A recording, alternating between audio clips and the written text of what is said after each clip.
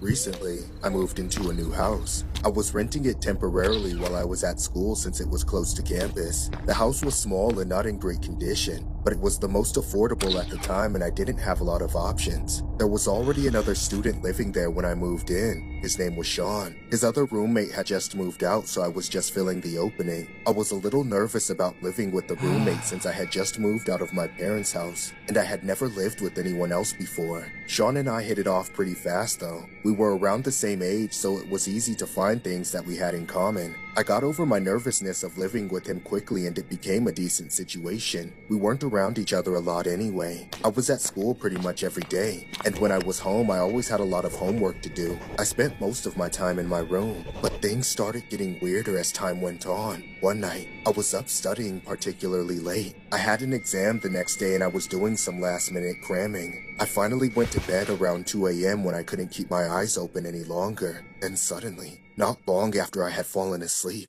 I woke up to the sound of the doorbell. I found this weird since it was the middle of the night, but I decided to just ignore it and try to go back to sleep. I'm sure not even a minute later, the doorbell rang again, except this time it was followed by loud knocks. I was pretty annoyed by this as it was extremely late and I had my exam tomorrow, so I needed to sleep. I went to check the door, totally confused as to why someone would be ringing the doorbell at this time of night. I slowly approached the door, ready to catch whoever it was in the act.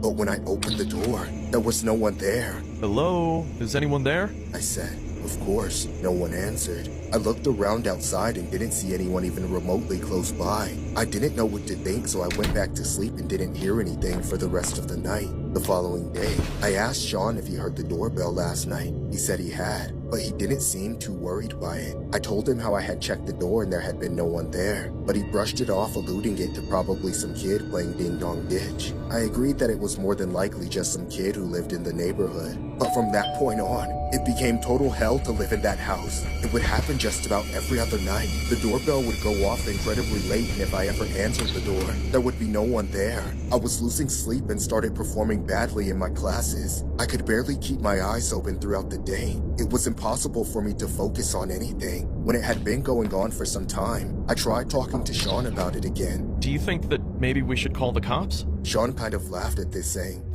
They wouldn't take us seriously. We don't have any leads. Yeah, I guess you're right. We have to do something, though. We can't keep living like this. I'm sure we'll catch whoever it is eventually. I hoped that Sean was right, but a few more days went by just the same as they had been. If anything, the doorbell was starting to ring even more than before. Then one night, I finally decided that I would stay awake and try to get to the bottom of what was going on.